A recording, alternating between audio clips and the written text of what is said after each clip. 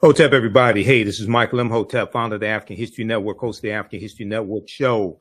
It is Friday, October 18th, 2024, and I am here with somebody who really does not need an introduction. You've seen her on CNN. She's a legal analyst, contributor on CNN. You listen to her on the radio as well. We have the one and only Areva Martin. How you doing today, Areva? I am doing fantastic. Glad to be with you. Absolutely. Absolutely. Well, look, I've been on your show before on KBLA 1580 AM, real time with Areva Martin. This is the first time you're on the African History Network show. And we have you on for a very special reason also, because if you don't already know, Areva has a multi-city tour, Election 2024 Battleground State Tour, the special report. So Areva, you're coming to Detroit Wednesday, October 23rd.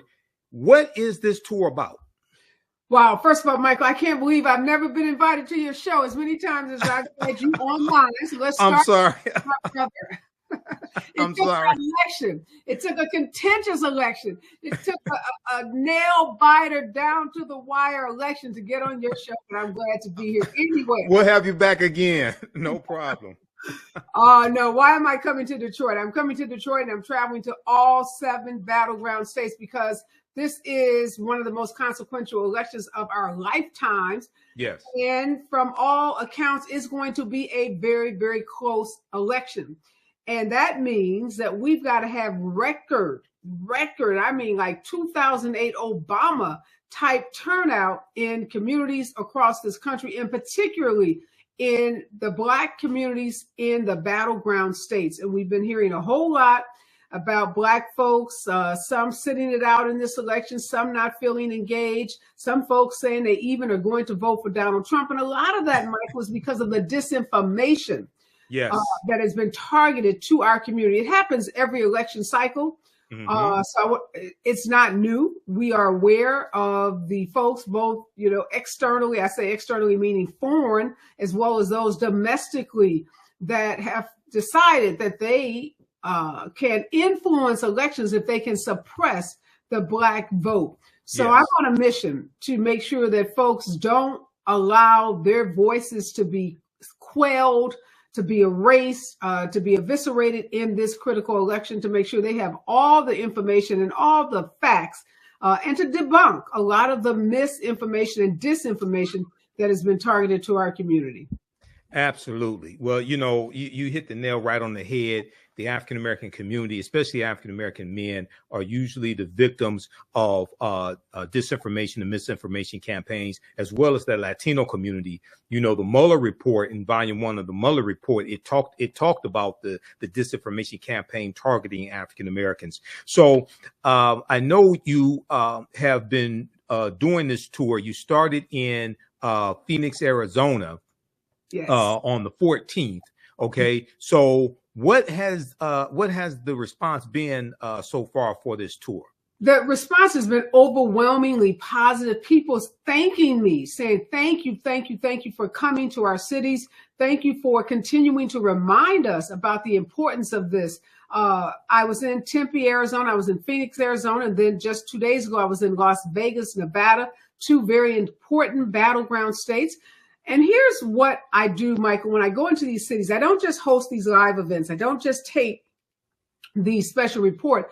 I hook up with a canvassing, get out the vote office operation. And I go into neighborhoods and I knock doors and I talk to voters because I live in California, and they say we are in a bubble.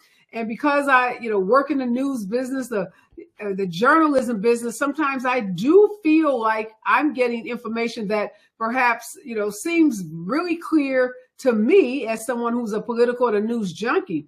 But one of the things that this tour is allowing me to do is to recognize everybody ain't tuned in like we are. Everybody's not glued to their cable news, not glued to their phones, tracking, every poll, every story, every word that's said about this election. I've met people, Michael. I met a woman knocking doors in Las Vegas. She said she had been on vacation. She said she had not been paying close attention to the election, and she didn't know much about the candidates. Now I have to take her at her word that she was not just, pulling my leg, because she opened the door and she stood out and talked to us, me and the other canvassers that I was with, so generally somebody's not going to talk to you for 10, 12 minutes to just tell you a big fat lie. So I believe this woman. She was a young woman. She was a mother. And she said she had been busy all summer with her son. She said, you know what? I don't watch the news often. I don't read or follow politics because it's too negative. Right. And she said, I've been spending my time with my child. She said she did have her ballot and she hadn't filled it out yet. And she was appreciative of us being at her door, answering some questions for her and providing her with some information. So those voters that I guess I was a little skeptical that there were people out there who were truly undecided voters, but there are. And I met others. I was at a Barber College in Las Vegas, and young men mostly studying to become barbers. Again, very disengaged, from the process, from the electoral, politics. So able to talk to them. And so that's what this tour is about for me, is going into neighborhoods, not the neighborhoods that, where people are going to show up at the rallies and get invited to all these events. That's not the community that I'm trying to touch. I'm trying to touch those people who say, I don't even know if I'm voting this time, or, I hate both of them. People say, I had a lot of people saying that to me. They're both horrible. Really? People that I want to talk to. Interesting. So when you talk to the mother and she said she was busy taking care of her children, right? Yep. What did you say to her that turned her around? What were some of the issues that she is interested in that she may not have known were on the ballot? Because there's always issues, always policies on the ballot, as I explained to people. And it's not only about what a politician can do for you, it's also about understanding how to protect gains that have already been made. Because that's a concept that many people don't understand. The progress that has been made is always on the ballot because it's usually the opposing side that wants to take you back. So what were some of the policies that you were able to talk to her about that caused her to change her mind? Well, because she was a mother, I immediately went to reproductive freedoms and reproductive rights because I knew that would resonate with her. She's a mom and she was a young mom. So in my mind, she may be someone that was contemplating having more children. Right. She had friends in her age group. And so I put her under 35. So that said to me, she probably had girlfriends or sisters or cousins or other women in her life who are of childbearing years, who are starting their families. And so that issue. And immediately I said that to her. And first thing she says was, yeah, I have a sister. Mm-hmm. My sister's thinking about having a baby.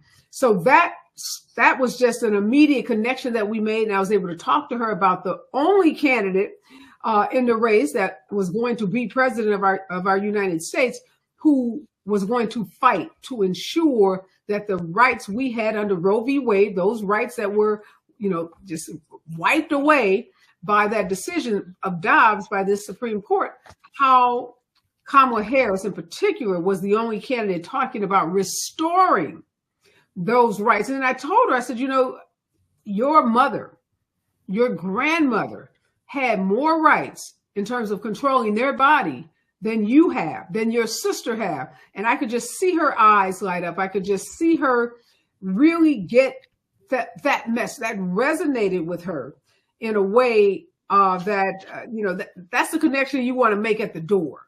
Right. That's the kind of response you want to have. And she asked questions and we talked. And I said, and then I told her about the House, because there's some important House races. There's an important U.S. Senate race happening in Nevada. I told her she was in a battleground state. And that's what's so important too, Mike, was letting these voters in these battleground states know how much power they have. When I was at that Barber College, students, I stressed that over and over again. I'm like, guys, I'm from a great big state called California.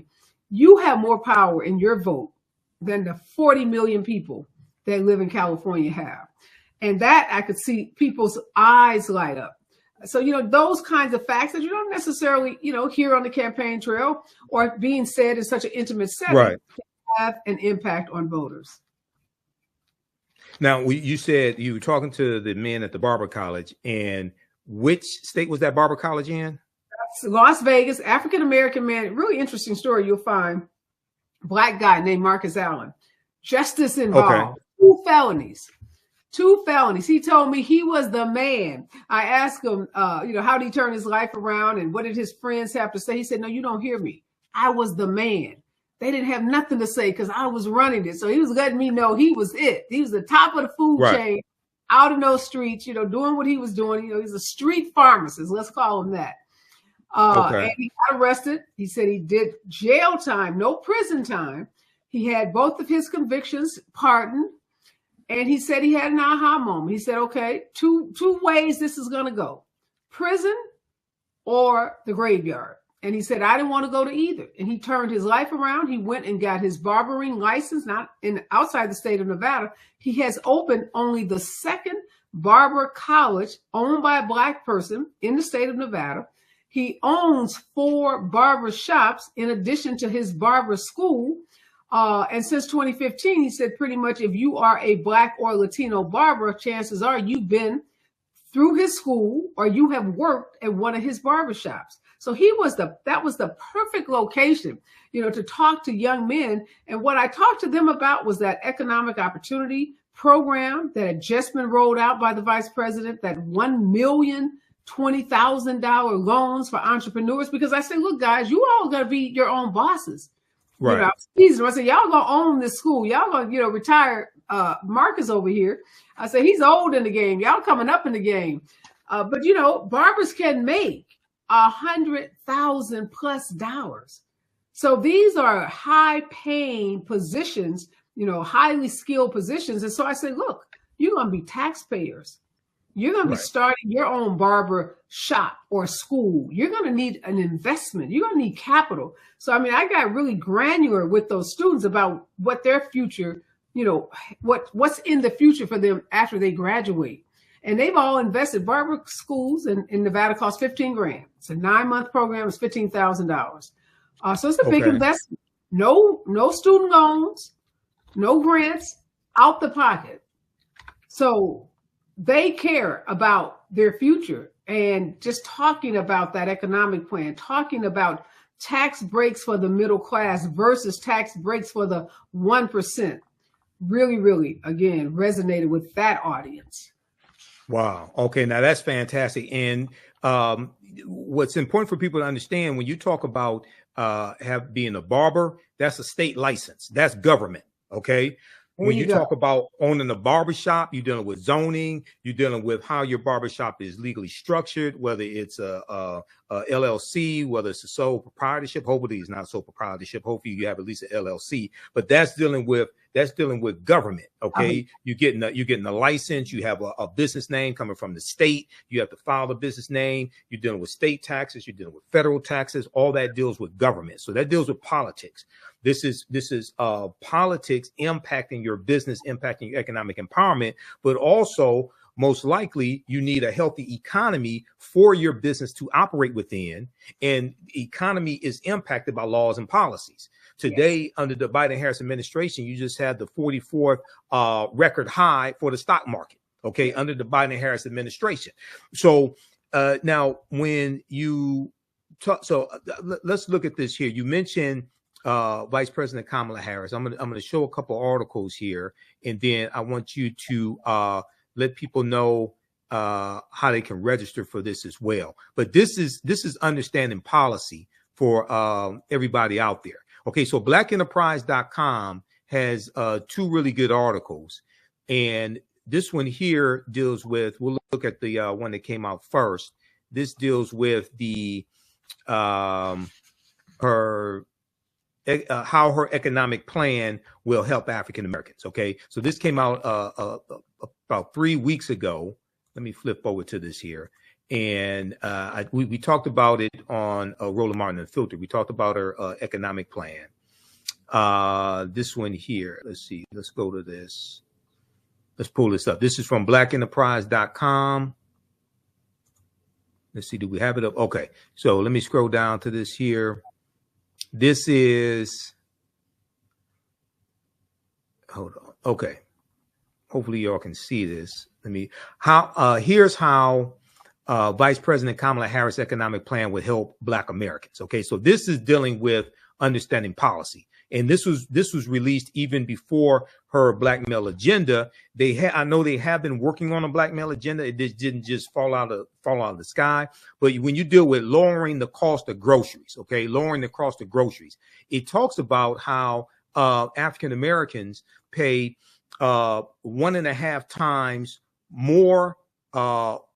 Spend 1.5 times more for their food budget compared to white families. Okay. And it talks about advancing the first ever federal ban on price gouging on food and groceries, setting clear rules ensures that big corporations can't unfairly exploit consumers to run up excessive profits on food and groceries. So we see that inflation has cooled down to about 2.5% year over year, but we still see price gouging taking place. And we know that about 53% of inflationary costs were due to corporate greed. Okay. Uh-huh. So this is something that Republicans are not talking about. This is something that the others. Can I stop you, Michael? I'm glad you mentioned that, because I'm going to Milwaukee on Monday.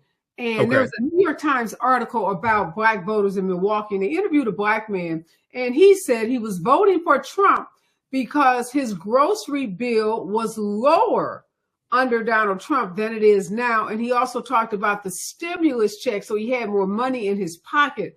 And I'm so glad this article talks about, one, inflation coming down, and two, what Harris plans to do to cap corporate greed. And what that voter in that article didn't understand is Donald Trump is going to unleash. He will remove any restrictions or regulations that prevent that same corporate greed. So if he thinks his groceries are high now, if you don't have anything in place to prevent these corporations from gouging consumers, his groceries will be much, much higher under a Donald Trump administration than they would be under a Kamala Harris, given how she plans to address price gouging. Absolutely. And what we're looking at here is it's important for people to understand, under the Obama-Biden administration, there was 75 consecutive months of private sector job growth. Okay. I just did a video breaking this down because a lot of people don't understand this, and we have like selective amnesia. Donald Trump did not create a healthy economy. He inherited a healthy economy from Obama Biden. They inherited a recession, okay, from the Bush Cheney administration. All right. When they came into office, you had when they came into office, you had months where 500,000, 600,000, 700,000 jobs were being lost. OK, so then you had the Recovery Act of 2009. In that Recovery Act of 2009, that was an $831 billion stimulus package. And that's what jump-started the economy. There's a good article from NBCnews.com that I cite, and people can read this right here. Data show Trump did not create a great economy. He inherited it. Okay, this one right here. This breaks down the facts here. Data show Trump didn't build a great economy. He inherited it. The average quarterly economic growth under Trump, 2.5%, was almost exactly what it was under Obama in the second term, 2.4%. But when you look at job creation, there was 11.3 million jobs created under Obama Biden. Okay, they saved the auto industry. There were 1 million jobs that they saved tied to the auto industry. This is from CNN.com. Final tally: Obama created 11.3 million jobs. This is January 6, 2017. People go study this. Okay, proper documentation ends all conversation. I can prove what I'm talking about. So when you go study this, no, you should be thanking Obama Biden for the healthy economy, for the jobs, for the low cost, things like that.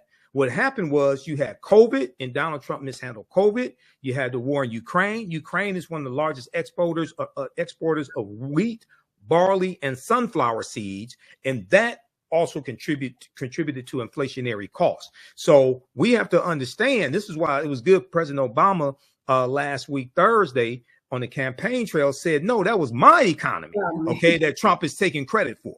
All right. Okay, so We have your Eventbrite page here. Let's look at this. So give us the details. How can people register for this, and tell us where you're going to be next? Yeah, so 7 states. Somebody I think just posted something asking about Nevada. I just left Nevada. I kicked it off in Tempe, Arizona at an African-American owned restaurant called Lush. Phenomenal. Macy Gray was on the campaign trail, or on the Battleground state kickoff with me in Arizona. She treated a packed house to a couple of songs and just really helped energize a crowd. In Tempe, I was talking a lot to activists. So in every city, Michael, there's kind of a different focus. Tempe, a lot of activists who were telling folks how to activate in their own communities, giving them, very specific assignments. Go call 5 people. Right. Volunteer one weekend to knock on doors, make a commitment to spend X number of hours calling voters, knocking on doors. So I'm trying to make sure that in these, states and in these cities that I'm hitting, that we are really causing people to move. It's a call to action. So Monday, Milwaukee, I'll be at Rise and Grind Cafe on MLK, which is, in the heart of Milwaukee, Black-owned business. I'm trying to hit all Black-owned businesses because this is about, recycling those Black dollars. And then come to Detroit on Wednesday, October 23rd, in Harmony Cafe, Suites, and more. Part of a larger farmers market. I haven't been there. I've been to Detroit many times, but I haven't been to this location, but I'm told it's part of a larger farmers market. Grateful you will be on the panel. I have a state rep on the panel. We're going to have a special appearance by your Lieutenant Governor. Garland Gilchrist. Yes. Lieutenant Governor Gilchrist is going to join us. Some other activists are going to be there. And you can register on this Eventbrite link. Just go on. It's free. It's open to the public. It's a big party, too. That's important. People are feeling a little burnt out. Don't want to necessarily sit around and talk about politics. So we make sure these events are fun. We have a DJ. Like I said, in Phoenix, we have live entertainment with Macy Gray. There's complimentary food and drinks. So we want people to get to know each other, to do some little networking, get energized. Our soon-to-be 47th president is campaigning, with a joyful spirit. She's out there telling people this country, has so many opportunities, that the future under a Harris-Walz administration can be bright for so many people. So we spread that joy to all the cities where we go, because we want people to feel hopeful. We want them to feel inspired to get out and vote, but also to feel like, Donald Trump has painted this picture, Michael, of doom and gloom. And, if he doesn't win, the world's going to end. Factories will close, everything as we know it will look like Detroit, right? He's throwing shade at Detroit. Right. Exactly. He was in Detroit today at Huntington Place. And I was watching Midas Touch, their video on Instagram. They said the place was not full. He was struggling to fill it. He started 2 hours late. The audio system went out on him halfway through his speech as well. But go ahead. That's how the economy is going to be. It's going to collapse. Yeah, go ahead. Talking crap about Detroit, so he thinks he can talk crap and then come back and y'all going to show him some love. It don't work that way, bro. Nope. It doesn't work that way. So Absolutely. I'm glad that Detroit and Gretchen Whitmer, your governor, said we're going to show you. We can show you better than we can tell you. You cannot come talk smack about our city. We just want to make sure that people feel the love that, Michelle Obama said, you don't need somebody to tap on your shoulder or, make a personal invitation to you. And I believe our forever First Lady, but we want to make sure that anybody that's feeling a little unheard, that feel like they need a little extra push, come out and join us on these stops. I'm connecting with some of the, the biggest influencers in these cities, folks who have their fingers on the pulse of what's happening. Folks that can help motivate and get people out to vote, because we don't want to wake up. And I know you can remember this. I can very vividly. 2016, waking up after that just stunning loss that Hillary Clinton had, and feeling like, just like the world really, like, had been turned upside down. We want to wake up Probably won't be the day after election. Remember last presidential election, it was all the way to that Saturday before we finally knew that Joe Biden and Kamala Harris had won. So it'll probably be a couple of days, but we want folks to feel inspired that when they vote for Kamala Harris, they're voting for a brighter future for themselves, for their families, and for their communities. And that's what has me out, leaving sunny, beautiful California, venturing all over this country to talk to voters. Absolutely. Well, it's important for people to understand how the Electoral College works briefly, because you have people to say, well, the national vote doesn't matter, or the popular vote doesn't matter. The popular vote does matter. It's the popular vote per state that matters, not the overall popular vote. And you need at least 270. You need 270 Electoral College votes to become president-elect. You win the Electoral College votes associated with the state by winning the popular vote in that state. In 2016, Donald Trump won Michigan by 10,704 votes.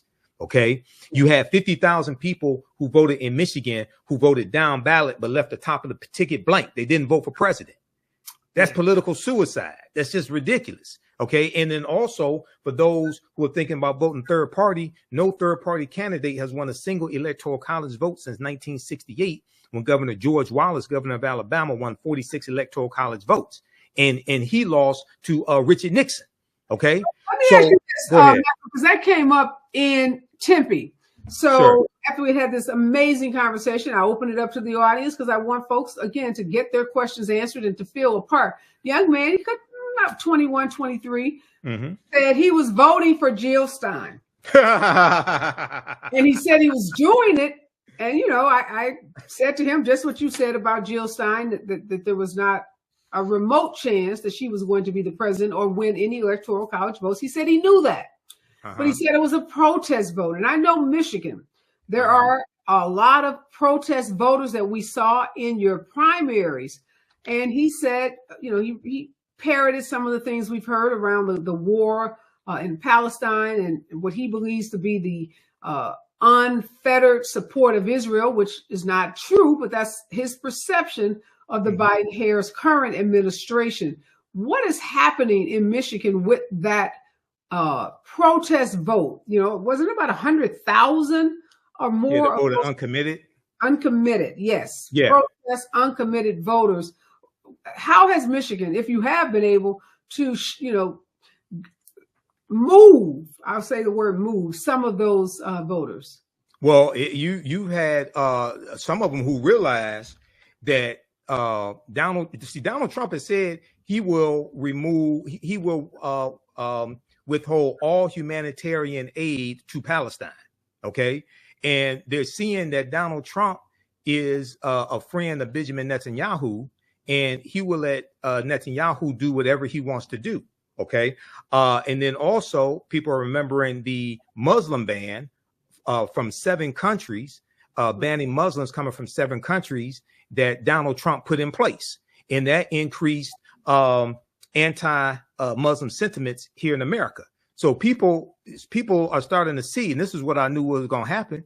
People are starting to see, well, wait a second. Donald Trump is not for a 2-state solution. Right. Okay.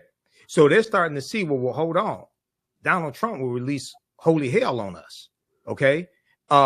With Kamala Harris, they have a much better chance. I think she's going to strike a different tone than Biden. It's important for people to understand. And she said this today to Peter Alexander of MSNBC News.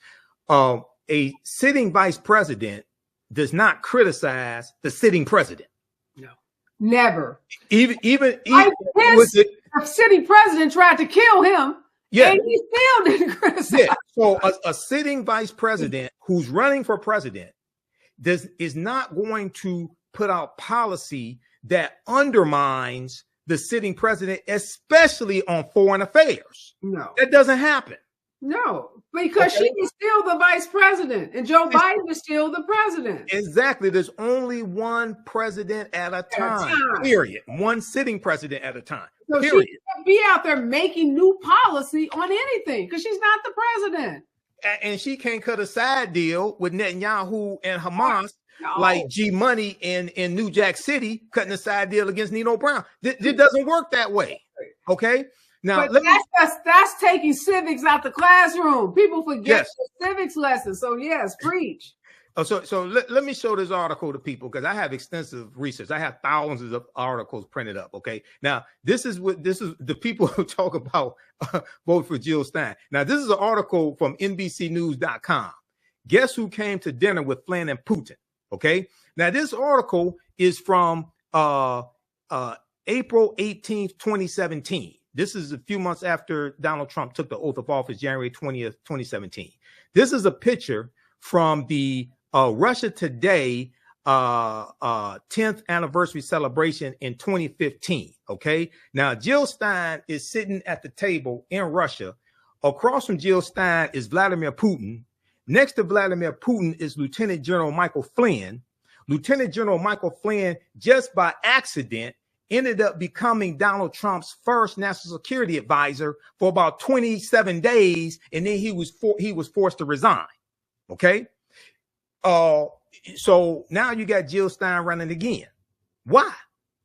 You helped Trump win the first time. When you look at the margin of victory, when you look at how many votes Jill Stein got in Michigan, Wisconsin, and Pennsylvania, okay, the number of votes that she got in those three battleground states were greater than Donald Trump's margin of victory in winning those three battleground states that pushed him over 270 Electoral College votes. She got 50,000 votes out of Michigan. Mm. He won Michigan by 10,704 votes. Go research this. So a lot of people get frustrated, but you confuse activity with productivity and don't understand how to fight effectively. Okay. So voting third party is a trick. No third party candidate has won a single Electoral College vote since 1968. That should tell you something. But we haven't been taught how the Electoral College works. Now, Republicans understand how it works. That's why they won 2 presidential elections in like the past 24 years in the Electoral College and lost the popular vote. Mm-hmm. It's not because Republicans created the Electoral College, because when the Electoral College was created in 1787 at the Philadelphia Convention, you didn't have a Republican or Democratic Party that existed. They understand law better than us. This is why they focus on the U.S. Supreme Court and the federal courts, because it's the judicial branch of government that interprets law from the legislative branch of government and policy from the executive branch of government. So Republicans are playing the long game. Okay. This is why they were able to, Trump got 3 Supreme Court justices, 226 federal judges. Those are lifetime appointments. If he gets reelected, he'll probably get 2 more Supreme Court justices. And he ain't going to nominate 60-year-old judges. He's going to nominate judges in the late 30s, early 40s. They're going to be on the bench for the next 40 years. Okay. So we have to be smarter than this. Lastly, I want to show this. This was the article I was looking for. This breaks down, because a lot of people forgot this. All right. This is from Forbes.com. Obama's 2009 Recovery Act kicked off over 10 years of economic growth. The healthy economy that Donald Trump inherited started out because of this right here. Okay. This is from January 11th, 2021. All right. And it deals with the American Recovery and Reinvestment Act of 2009, that $831 billion bill that Obama pushed. It was passed by Congress, had stimulus checks signed into law by Obama. This is what brought us out of the recession and created 10 years of private sector job growth, 75 consecutive months. It was a 4.7% unemployment rate that Obama handed over to Trump, 11.3 million jobs created. All right. So when we have this historical amnesia, we need to go back and look at the facts and evidence. And then under BidenHarris, 16 million, 17 million jobs. You have a 4.2% unemployment rate, fastest growth of African-American owned businesses in 30 years. African-American, the median household net worth for African-American families increased 60% under BidenHarris, $17 billion for HBCUs. I deal with facts and evidence. Okay. Everybody read this right here.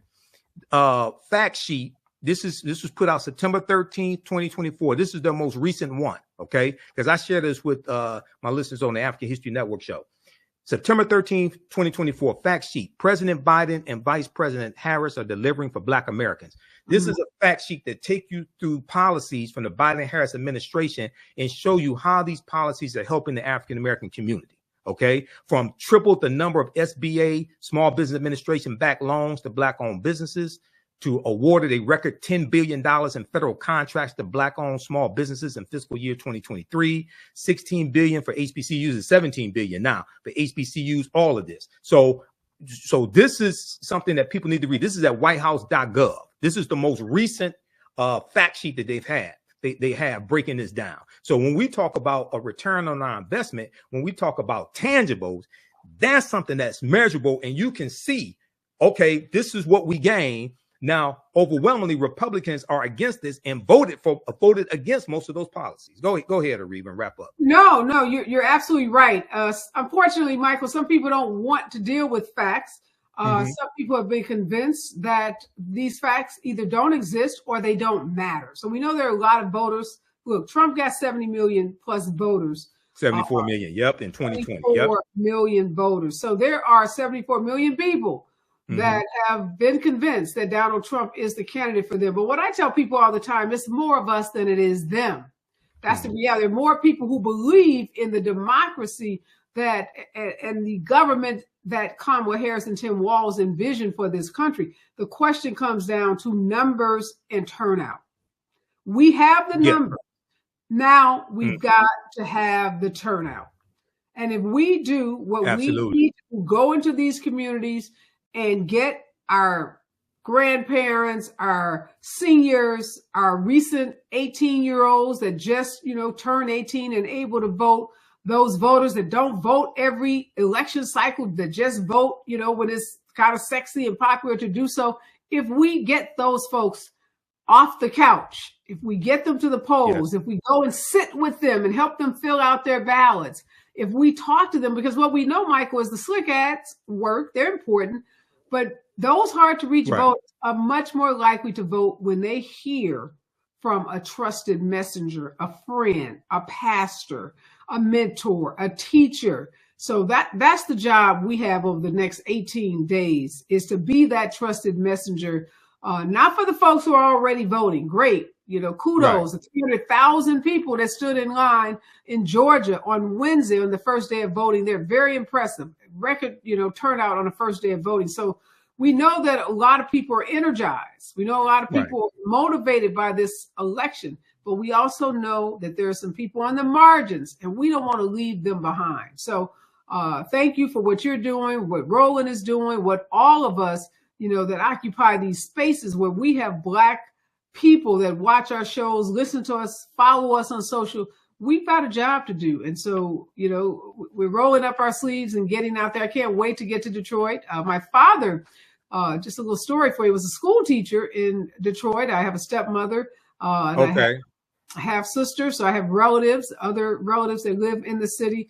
I love Detroit. I'm from St. Louis. So I always love coming back to, I don't know if you all call yourselves the Midwest. I think of you as the Midwest, but I love coming to that part of the country. So I'm excited. I'm excited to go to Milwaukee. Then I leave Detroit and I go to Atlanta. Then I wrap up the following week in Philadelphia and Charlotte. These are all key battleground states where Black voters will have a significant impact. You talked about, the margins in the last election were really tight, 11,000 votes. Remember Trump calling, election officials in Georgia saying, you got to find me 11,000 votes. We got to win. And I said I hope we win big, Michael, because we know the legal challenges are coming. We know the cheating and all the underhanded things that Donald Trump and the MAGA voters will do. But if we win big and leave no chance, leave nothing to doubt about who the winner of this election is, we have an opportunity to chart a new path for this country. Absolutely. Well, she'll be in Detroit Wednesday, October 23rd, 6 p.m. to 8 p.m. That will be at In Harmony Cafe, Suites and More, 12041 Dexter Avenue, Detroit, Michigan, 48206. I will be there also. I'm on the panel on the 25th, October 25th. She's in Atlanta, Georgia, Philadelphia, Pennsylvania, October 28th, and October 30th, Charlotte, North Carolina. You can also visit her website, arevamartin.com, because you have the information there as well, right? Correct. Go there and find out the information. Follow me on Instagram. Follow me on Facebook. I've been posting some incredible videos of people I've been meeting on out on this Battleground state tour. Right. And posting about the events, and just, again, this is all about engagement. We had 18 days. Seems like a short period of time, but think about all the people that we can each talk to in 18 days. Exactly. And flood the zone. Share this information on your social media platforms. I posted the links here. This article right here from blackenterprise.com. This is what to know about Kamala Harris' newly released opportunity agenda for Black men. This is from October 14th, 2024. This is a fantastic agenda. Now, based upon Title VI of the 1964 Civil Rights Act, Section 601, non-discrimination in federally assisted programs, we know that it's illegal to have policies that are for only one race of people, but you can have policies that disproportionately benefit and help one race of people. Okay, so these policies here target the needs of African American men. Whether we talk about loans for businesses, things of this nature, because African American men focus on economic empowerment a lot. Okay, so this deals with this, as well as other policies that she has at the website KamalaHarris.com. She has an 80-page economic agenda at her website. Go ahead, Areva. I'm glad you brought that up, Michael, about that came up in Las Vegas, because the audience was mixed, Latino and African Americans. The Latinos saying, well, hey, is this for us? Is this just for Black men? Right. And I said, absolutely it's for you. I said, just because it is targeted towards Black men, no one will be excluded, because that would be unconstitutional. And we already have seen programs that have been deemed unconstitutional because they exclude on the basis of race. I said, in fact, I venture to say that by the time it's all said and done, this is going to be a program that is expanded and will include all marginalized groups. It won't be based so much on race as it will be based on socioeconomic. We know a lot of programs go into communities and target those who are socioeconomically disadvantaged, which by definition ends up being Black and brown people and other minorities. So I told them, don't worry, this president isn't leaving anybody behind. Absolutely. And just for people who don't understand law, okay, if you go to archives.gov, which is U.S. National Archives, search for Civil Rights Act 1964. Okay. See, we don't understand law, and law impacts all these policies. So it's Title VI and it's Section 601, because I deal with this in my lectures and when I did a presentation for the Detroit Reparations Task Force. I talked about this as well. So Title VI, I just want to show everybody, because a lot of us don't understand this. And it deals with, that's Title VII. I want Title VI right here, non-discrimination in federally assisted programs. Okay. So this is why race-based policies are illegal. Section 601, no person in the United States shall, on the ground of race, color, or national origin, be excluded from participation in, be denied the benefits of, or be subjected to discrimination under any program or activity receiving federal financial assistance. Okay, so this is why you can't have policy for one race of people, but you can have policies like when you do student loan forgiveness. Okay, African Americans tend to carry more student loan debt. All right. So that disproportionately helps us. All right. When you have policies, whether it's student loan forgiveness, when you have policies like the Fearless Fund, okay, the grants for African American women business owners, when you have things like this agenda that she put together for African American men, it disproportionately positively helps us. But any policies that are good for African Americans are good for America in general. So this is what people have to understand. So we have to understand law and be smart about this. And you're dealing with an attack on diversity, equity, and inclusion. And that's spelled out in Project 2025. They're trying to attack any of these policies that are beneficial to us. Okay. So this is why we have to be smart with this as well.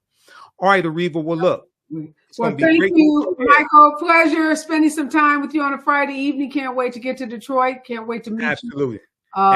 Gretchen Whitmer talks about, I love how she reps for her state and for the residents of Michigan and fights back as Donald Trump tries to make, disparaging remarks about Detroit. I don't know why he continues to make those kinds of comments. Because that's who he is. Yeah, it is. If you take out a full-page ad in 4 New York newspapers calling for the death penalty against 4 African Americans and 1 Latino, the Central Park 5, not exonerated 5. Yeah, that's who he is. But why do it and then go back and think the city's going to give you some love? He thinks everybody's stupid. Like, if you invite somebody to your house and they talk crap about your house, they're not likely to get another invitation to come back. But he's there. He came to Detroit to rile up the white people in Detroit that support him, to drive up those numbers, and also help down ballot races as well, like in surrounding areas. That's what this is about. But also, people keep in mind, the last 6 months of the Trump administration, he reinstituted the death penalty and executed 13 people, including 5 African Americans. So it's bad enough to take out a full. Go ahead. You know that Project 2025 says death penalty for drug dealers. Yes. So yes, dangerous. Exactly. It's dangerous. Exactly. It's dangerous. Our EP says he's dangerous and unfit. Yes. That's it all. All right. All right, Areva. It's good talking to you. I'll see you in Detroit. Okay. Thank you, Michael. Be all well. Right, peace. Okay. All right. Peace. All right, everybody. That is Areva Martin. You see her on CNN. You see her on Good Morning America.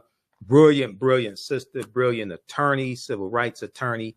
And that article that I was looking at, I just want to show you this because proper documentation ends all conversation. And this deals with right here. Okay, so there's one article from Associated Press, apnews.com. Go research this, how Donald Trump brought back the death penalty. There had only been 3 people executed at the federal level in 60 years, and none of them in the Obama administration. Okay, Donald Trump executed 13 people, had 13 people executed in his last 6 months in office. So this article, now RollingStone.com has an article, but you got to pay for RollingStone.com.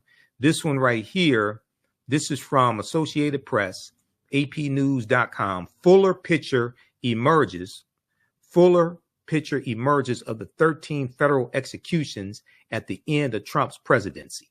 Now, this article is from October 3rd, 2023. Okay, October 3rd, 2023. And just very briefly in it, it says a day before the federal government executed a Texas man for the killing of an Iowa couple when he was 18, celebrity lawyer Alan Dershowitz pleaded with then President Donald Trump, a former client, to call off the execution. During a December 9th, 2020 call to the White House, Dershowitz told Trump that Brandon Bernard, at 40 years old, wasn't the man he was when Todd and Stacey Bagley were killed in 1999, and then he deserved to have his sentence commuted to life. Okay, but Donald Trump didn't agree with that, and he was executed. Let's see. Secrecy was a hallmark of the 13 federal executions during the last 6 months of Trump's presidency. Although reporters were allowed to witness them, it was impossible to know at the time what was happening behind the scenes. Okay, so read this article. There are others dealing with this. And also, Donald Trump has said on the campaign trail, even going back to April when he was in Wisconsin, and we talked about this on Roland Martin Unfiltered one day when I was guest hosting. Donald Trump has said that he will give 100% immunity to police against criminal prosecution, okay, for doing their jobs. 100% immunity against criminal prosecution. The sequel to the movie is usually worse than the original movie. A second Trump administration is going to be worse than the first one. Also, for information on Project 2025, visit project2025.org. This one right here. Now, this is from the Heritage Foundation. This website right here is from the Heritage Foundation. The Heritage Foundation is the right-wing think tank that wrote Project 2025. It's called Mandate for Leadership. Mandate for Leadership. Okay. Go to project2025.org. Mandate for Leadership is the policy platform they've been putting out since 1981. And this is called Mandate for Leadership, the Conservative Promise. Okay. Project 2025. So go through and read this here. And it has where you can download the full 922-page agenda.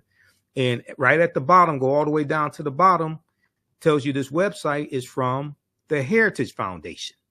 That's who created Project 2025. Okay. All right. So we have to get out of here. Remember, the African History Network, we focus on educating, empowering, and inspiring people of African descent throughout the diaspora and around the world, because right now it's corrects wrong behavior. Visit our website, AfricanHistoryNetwork.com, AfricanHistoryNetwork.com. Register for my online history classes there. We have my DVD lectures and digital downloads also. We'll see you in Detroit Wednesday, October 23rd, as well, with Areva Martin on this election 2024 Battleground tour. Right now it's corrects wrong behavior. It's not over till we win. Wakanda forever. And we'll talk to you.